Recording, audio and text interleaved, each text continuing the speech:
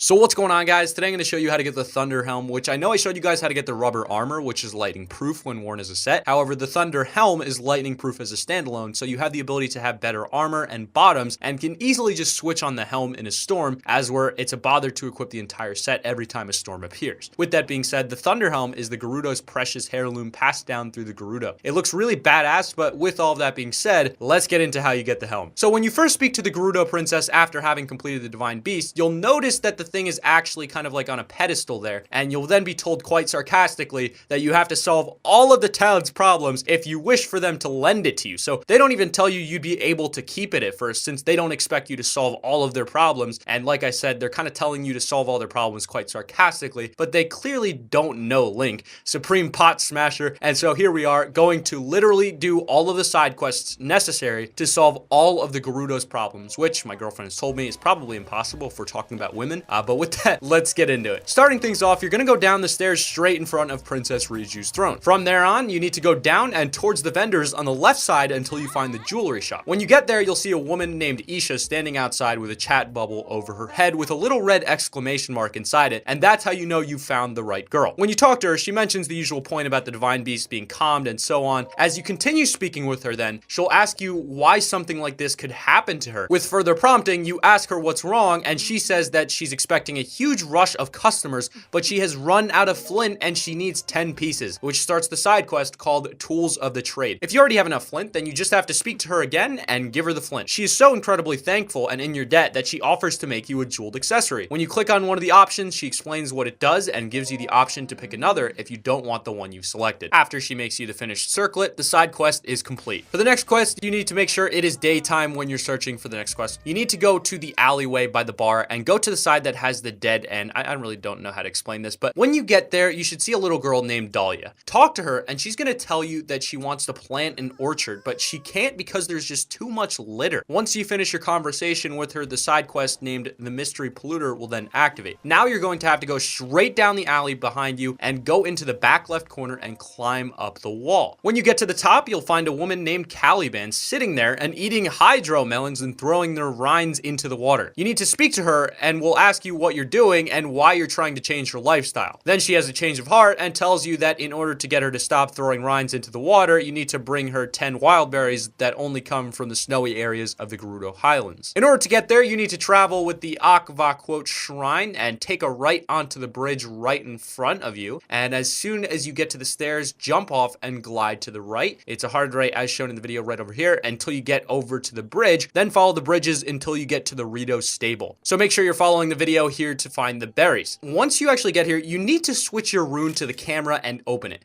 Take a picture of the wild berries, then you open your map and press Y to open the Sheikah sensor and switch it from shrines to the wild berries you just took a photo of, and now your sensor will go off whenever you get close to wild berries. Collect all 10 and return to Caliban with the berries.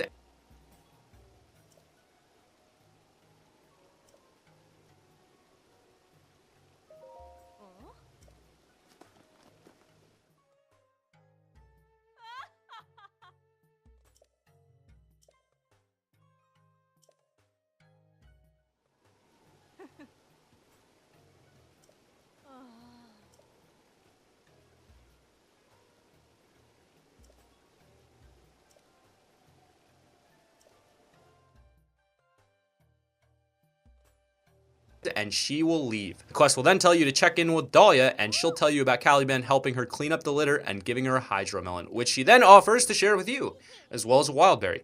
She will then tell you that she's going to grow wildberries and you can come whenever you want to get some. Challenge 2 is complete. For the third challenge, you need to go back into the room where all the Gerudo warriors are standing, the room at the end of the alley where the Hydromelon lady was, and speak to the warrior named Liana. She will then tell you about how one of their warriors named Barda snuck off to go look for Leviathan bones and how we need to go find her. Before you head off to go find her, make sure you visit the last vendor on the left and purchase one hearty durian. After that, you need to travel to the Hawakoth Shrine in the bottom left of the desert. That's the bottom left corner of the map, and after you get there, you need to go directly behind the shrine and you'll find a weak Barda.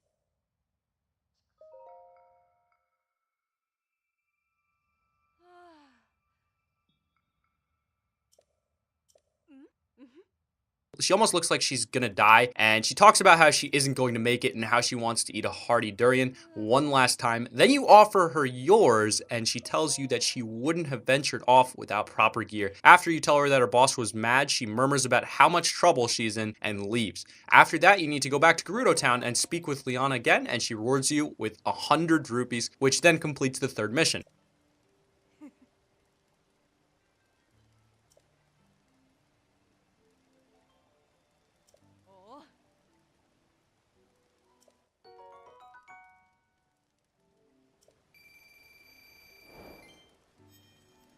And last but not least, for the fourth and final mission, you need to go to talk to a woman in town named Milena. I had already activated the quest before recording this, but on your games, you will find her in Gerudo Town either in the same room as the warriors sparring with a woman in the bottom right part of the room, or sleeping in the inn, and which you're gonna have to sleep and wake her up in the morning and wait for her to wake to speak to her if you can't really find her. Personally, I had to do this because I tried skipping to noon and then she was gone. So this is the method you're gonna wanna go with. She will talk about how her husband is sick and that she needs Molduga guts to cure him. This means that you need to ride a sand seal down to the southern oasis until you find our big friend, the Molduga. After you go through the fun part of killing him, I recommend using Urbosa's Fury as it works surprisingly well against him. You're gonna steal his guts, and then you're gonna head back to Gerudo Town after killing him. And from here, you're gonna find Milena, and you're gonna give her your Molduga guts.